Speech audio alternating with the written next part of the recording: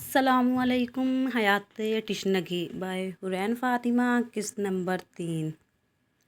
اجازت کے بغیر کاپی پیسٹ کرنا منع ہے۔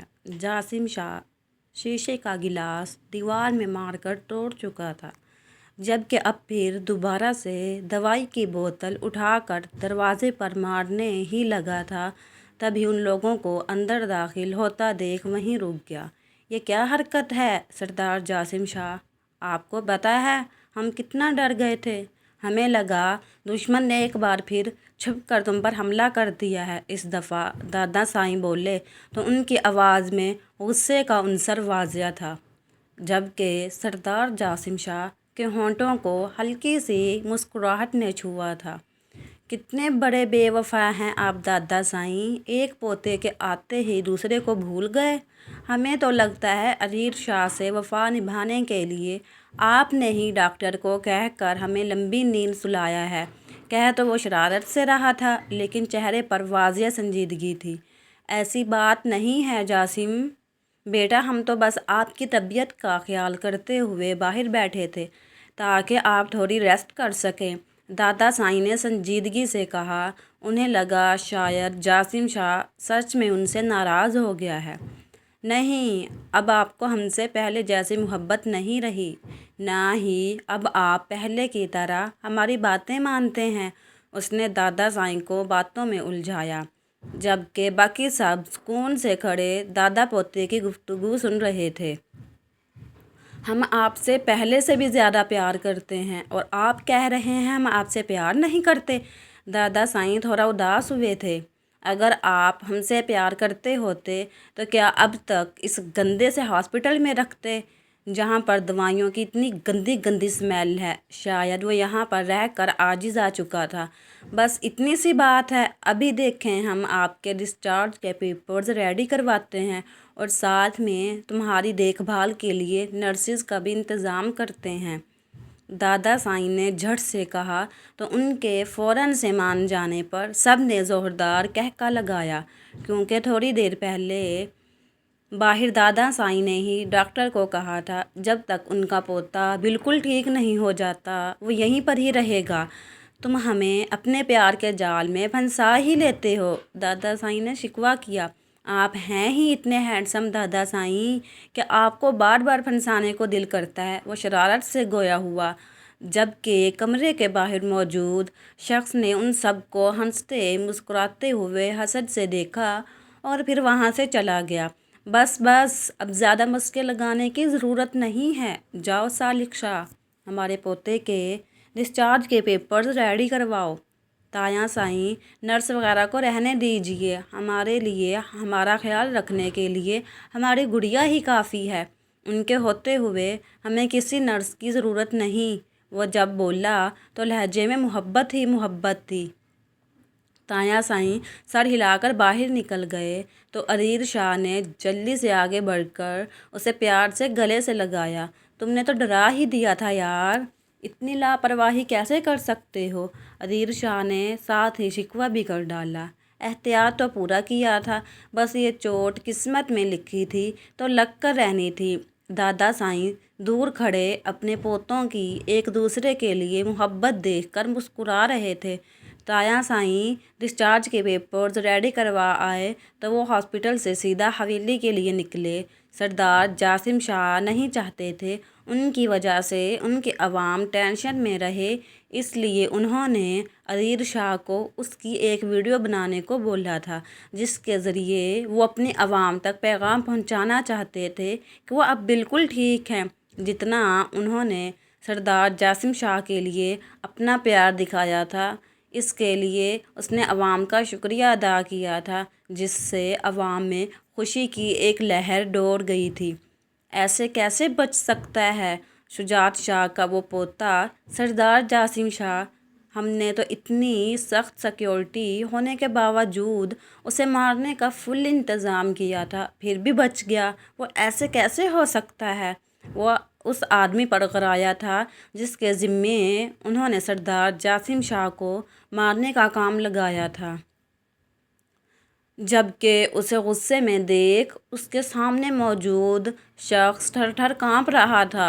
शायद वो आने वाले वक्त से वाकिफ़ था, इसलिए रोते हुए उसके कदमों में बैठ गया। मुझे माफ़ कर दें सर, मैंने अपनी पूरी कोशिश की थी कि निशाना सीधा उसके दिल पर जाके लगे, लेकिन जैसे ही वो खिताब करके पलटने लगा, मुझे मौका हाथ से जाता हुआ दिखाई दिया, इसलिए हड़बड़ा कर मैंने निशाना लिया तो वो चौंक कर सीधा सीने पर लग गया। प्लीज़ मुझे माफ़ कर दें और एक और मौका दे दें। मैं आपसे वादा करता हूँ अब ना ही कोई कोताही होगी, ना ही वो बचेगा। वो सरदार जासिम शाह है, अपने दुश्मन को मुल्क के किसी भी कोने से ढूंढ निकाल कर मारने वाला। वो अपने घर वालों के लिए ही नरम दिल है, बस बाकी दुश्मनों के लिए तो दरिंदा है। वो दोबारा तुम्हें खुद परवार करने का मौका नहीं देगा। अब तक तो उसके आदमी तुम्हें कुत्तों की तरह ढूंढ रहे होंगे, और इससे पहले कि वो तुम तक पहुँचें और तुम उनके सामने मेरा राज फाश करो, मैं ही तुम्हें यहाँ से ऊपर पहुँचा दूँगा। उसने कहते ही शफ़ाक़ियत से उसके दिल का निशाना लिया, जहाँ वो सरदार जासिम शाह के दिल का निशाना लेना चाहता था। गोली जैसे ही उसके दिल के आर पार हुई, वो एक झटके से ज़मीन पर गिरा और उसने ज़ोरदार कहका लगाया था, मेरा राज जानने वाला एक और इंसान इस दुनिया से जा चुका है। अब तुम कभी भी मेरे बारे में नहीं जान पाओगे सरदार जासिम शाह। उसकी लाश को ऐसी जगह फेंको जहाँ से वो सरदार जासिम शाह तो क्या, जानवर भी ना ढूंढ पाएँ। वो उस आदमी की लाश को ठोकर मारता आगे बढ़ गया। दूसरी तरफ हवेली में मीजान और ज़ायरा थीं, जिनकी हालत सरदार जासिम शाह के बारे में सुनकर ऐसी बिगड़ी थी कि ठीक होने का नाम ही नहीं ले रही थी। बीजान का बीपी काफ़ी शूट कर गया था, जबकि ज़ायरा सदमे की वजह से बेहोश थी। उसे अभी तक होश नहीं आया था। उन दोनों की सेहत के मद्देनज़र डॉक्टर को हवेली में ही बुला लिया गया था, जो उनका चेकअप करके वापस जा चुका था। हवेली में मौजूद बाकी नफूस की तबीयत भी कुछ उनसे अलग ना थी। जासिम शाह सबको ही अजीज़ था, लेकिन उन्हें एक दूसरे को संभालने के लिए, एक दूसरे का सहारा बनने के लिए खुद का ख्याल रखना था। मेरे लाला तकलीफ़ में हैं, उन्हें बहुत चोट आई थी, उनका खून भी बह रहा था, उन्हें बहुत दर्द हो रहा होगा, मुझे लाला के पास जाना है। थोड़ी देर पहले ही ज़ायरा को होश आया था और वो होश में आते ही रोने के साथ साथ चीखना शुरू कर चुकी थी। मुझे लाला के पास जाना है, कोई मुझे लेके क्यों नहीं जाता? हैसी लाला, आप ही मुझे जासिम लाला के पास ले जाएं। ज़ायरा की ऐसी हालत देखकर सारी यंग जनरेशन, जो काफ़ी देर से ख़ुद को संभाले हुए थी, रोना शुरू कर चुकी थी, जबकि उसकी ऐसी हालत देखकर बड़ों की आंखें भी नम थीं। लाला मुझसे दूर चले जाएंगे, मैं जा रही हूँ उनके पास। वो बेड से उतरकर बाहर भागने के दर पर थी, तभी हासिम शाह ने जल्दी से आगे बढ़कर उसे अपने हसार में लिया था, जो कि अब भी उसके हसार में झटपटा रही थी। छोड़ें लाला, मुझे लाला के पास जाना है। वो खुद को हासिम शाह के हसार से निकालने की कोशिश करने लगी। ज़ायरा गुड़िया, मेरी बात सुनो, जासिम लाला बिल्कुल ठीक हैं और अब ख़तरे से बाहर हैं। आप तो हम सब में से ज़्यादा बहादुर हैं, तो फिर ऐसे क्यों बिहेव कर रही हैं? वो उसका चेहरा हाथों के प्यालों में भर के उसे समझाने लगा। नहीं लाला, मैंने अपनी आँखों से देखा था, जासिम लाला का बहुत खून बह रहा था, वो दर्द में थे, कुछ नहीं हुआ उन्हें। थोड़ी देर पहले मेरी उनसे बात हुई है, वो बिल्कुल ठीक हैं और दादा साईं उन्हें हवेली लेकर आ रहे हैं। बस वो थोड़ी देर में इधर पहुंचते ही होंगे, फिर आप उनसे मिल लीजिएगा। नहीं, जब मामा बाबा हमें छोड़ कर गए थे, तब भी आप लोगों ने हमें यही कहा था, तब भी आप लोगों ने हमें उनसे मिलने जाने नहीं दिया था, लेकिन वो वापस नहीं आए थे, हमेशा हमेशा के लिए हमें छोड़कर चले गए थे। तब तो हम छोटे थे, उनके पास नहीं जा सकते थे, لیکن اب ہم بڑے ہو گئے ہیں تو خود ہی اپنے لالا کے پاس چلے جائیں گے۔ وہ ہائثم کا حصار توڑتی باہر کو بھاگی تھی اور پھر ایک ساتھ دو دو سیڑھیاں عبور کرتی نیچے اتر رہی تھی۔ اس دوران وہ کافی دفعہ گرتے گرتے بچی تھی۔ باقی سب بھی اس کے پیچھے ہی باہر کو بھاگے تھے اور اسے روکنے کی کوشش کر رہے تھے۔ ابھی وہ حویلی کا گیٹ عبور کرتی کہ اسے باہر مسلسل ایک کے بعد ایک گاڑیاں رکتی دکھائی دیں۔ احد نے جلدی سے گاڑی سے نیچے اتر کر دروازہ کھولا تو وہ دادا سائیں کی ہمراہی میں گاڑی سے باہر نکلا۔ اس کے پیچھے ہی عریر شاہ اور اس کے دونوں تایا جان تھے۔ اسے حویلی کے دروازے پر رکتا دیکھ باقی سب بھی اس کے پیچھے ہی رک گئے تھے اور پھر جاسم شاہ کو حویلی کے اندر داخل ہوتا دیکھ سب نے سکون کا سانس لیا تھا۔ ایک طرف سے اسے دادا سائیں پکڑے ہوئے تھے جبکہ دوسری سائیڈ سے عریر شاہ۔ گیٹ کے باہر ہی ایک ملازم سردار جاسم شاہ کا صدقہ اتارنے کے لیے 20 بکرے لیے کھڑا تھا، جنہیں سردار جاسم شاہ کے ہاتھ لگاتے ہی دادا سائیں نے ان بکروں کو غریبوں میں تقسیم کرنے کو کہا تھا۔ وہ حویلی پہنچنے سے پہلے ہی ملازم کو حکم دے چکے تھے۔ وہ سردار جاسم کے پہنچنے سے پہلے ہی بکروں کا انتظام کر کے حویلی کے باہر ہی کھڑے ہوں۔ جاسم شاہ اس کے قریب آیا تو وہ روتے ہوئے بھاگ کر جاسم شاہ کے سینے سے لگ گئی، اس بات کی پرواہ کیے بغیر کہ اس کے زخم ابھی تازہ ہیں۔ جاسم کو اپنے زخم پر دباؤ سا محسوس ہوا تو اس کے منہ سے ہلکی سی سسکی برآمد ہوئی۔ کیا ہوا لالا، آپ ٹھیک تو ہیں؟ آپ کو درد تو نہیں ہو رہا؟ وہ اس سے الگ ہوتی جلدی سے اس کا چہرہ ہاتھوں کے پیالوں میں بھرے پوچھنے لگی۔ جاسم کو اپنی بہن پر ٹوٹ کر پیار آیا اور اپنی ماں کی یاد آئی۔ وہ بھی تو بالکل ایسی ہی تھی۔ وہ بھی تو جاسم کی ذرا سی تکلیف پر ایسے ہی خود کو ہلکان کر لیتی تھی۔ سچ کہتے ہیں بہنیں بھی تو ماں کا ہی روپ ہوتی ہیں۔ ایک حادثے نے اس سے اس کا سب کچھ چھین لیا تھا۔ ظاہرہ کے آنسو گرم لوہے کی سولاخ کی طرح اس کے دل میں چبھ رہے تھے۔ وہ اپنی جان سے عزیز بہن کی آنکھوں میں آنسو دیکھ ہی کب سکتا تھا۔ ظاہرہ میری جان، کیا ہوا ہے؟ کیوں اتنا رو رہی ہو؟ تمہیں پتہ ہے نا تمہارے یہ آنسو تمہارے لالا کو تکلیف دیتے ہیں۔ وہ اس کے ماتھے کا بوسہ لیے بتانے لگا۔ وہ لالا، آپ ٹھیک نہیں ہیں نا؟ آپ کو درد ہو رہا ہے نا؟ نہیں لالا کی جان، لالا بالکل ٹھیک ہیں۔ پہلے مجھے درد نہیں ہو رہا تھا لیکن اب ہو رہا ہے۔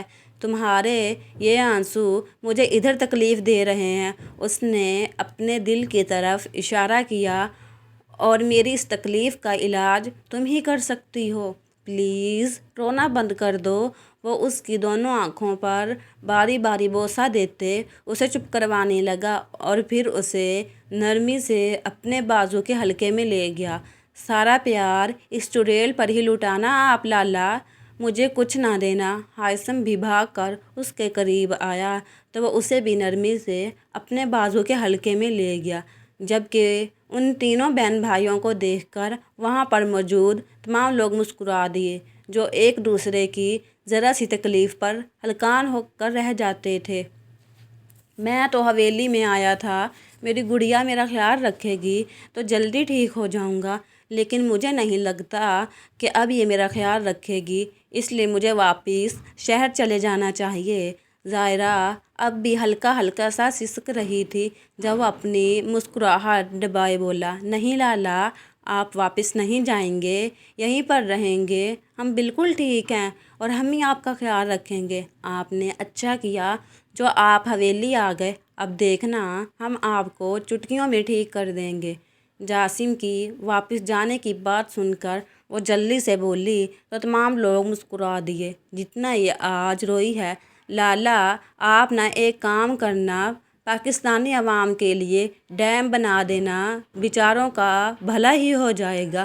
ہائثم نے ماحول کو ہلکا پھلکا کرنے کے لیے کہا، لیکن ہمیشہ کی طرح اس کی بات پر چڑھ کر ظاہرہ نے جاسم شاہ کو پکارا، لالا دیکھیں اس ہائسی کو، آپ کے سامنے آپ کی گڑیا کا مذاق اڑا رہا ہے۔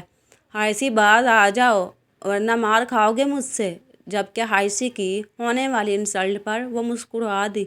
अरीर शाह तो ज़ायरा को मुसलसल रोता देख नखुवत से चेहरा मोड़कर सब बड़ों से मिलकर कब का अपने कमरे में जा चुका था। अब क्या अपने लाला को वहीं पर खड़े रखने का इरादा है?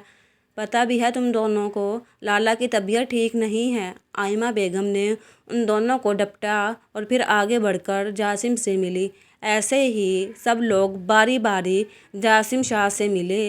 बीजान तबीयत की खराबी की वजह से नहीं आ पाई, लेकिन जासिम की हवेली वापस आने की खबर उन तक पहुंच चुकी थी, जिससे उनकी हालत में काफ़ी सुधार आया था। जाओ ज़ाहिरा, लाला को कमरे में ले जाओ, बच्चा थक गया होगा, इतना सफ़र करके आया है, थोड़ी रेस्ट हो जाएगी। दादा साईं के बोलने पर वो दोनों बहन भाई जासिम को उसके कमरे में ले गए। दोनों बहन भाइयों ने जासिम को ले जाकर बेड पर लिटा कर उस पर अच्छे से कंफर्टर सेट कर दिया था और ख़ुद उसके पास ही बैठ गए थे, कहीं उसे किसी चीज़ की ज़रूरत ना हो।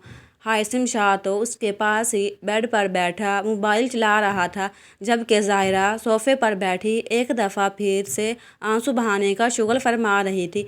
अचानक मोबाइल चलाते चलाते हायसिम शाह की नज़र ज़ाहिरा पर पड़ी तो उसे एक बार फिर रोते पाया। जासिम शाह जो अभी जाग ही रहा था, बस वैसे ही आंखें मूंदे लेटा हुआ था। हायसिम शाह ने उसे बाजू से पकड़कर ज़रा सा हिलाया और फिर इशारे से उसे ज़ाहिरा की तरफ देखने को कहा। उसे एक दफ़ा फिर रोते हुए देखकर जासिम शाह तो तड़प ही गया था। ज़ाहिरा गुड़िया, मुझे लगा था अब तक आप अपने लाला के खाने के लिए कुछ बनाने के लिए गई होंगी, लेकिन ये क्या, आप तो अभी भी बैठी आंसू बहा रही हैं। लगता है आपको आपके लाला की बिल्कुल भी फ़िक्र नहीं है। जासिम शाह ने मसनूई खुफगी से कहा। सॉरी लाला, मेरे जहन में ही नहीं रहा। आपको भूख लगी होगी, मैं अभी जल्दी से जाकर आपके लिए कुछ बना कर लाती हूँ। आप बताएं क्या खाएंगे? अब वो रोना भूलकर जासिम शाह की तरफ मुतवज्जा थी। अब बस उसे अपने लाला की भूख की फ़िक्र थी और जासिम शाह भी तो यही चाहता था, मेरी गुड़िया जो भी अपने हाथों से बना कर खिला दे उसका लाला खुशी खुशी खा लेगा। उसने मुस्कुराते हुए कहा तो वह जल्दी से उठकर कमरे से बाहर निकली ताकि जल्द अज जल्द उसके लिए कुछ अच्छा सा बना लाए। उसे नॉर्मल होता देख पीछे से दोनों भाइयों ने सुकून का सांस लिया। दोनों भाइयों की जान बसती थी उसमें, वो उसे दुखी देख ही नहीं सकते थे, लेकिन कौन जाने आगे किस्मत उसे कई दुख देने वाली थी। थोड़ी देर बाद वो कमरे में दाखिल हुई तो उसके हाथ में सूप का बाउल और कॉफ़ी का कप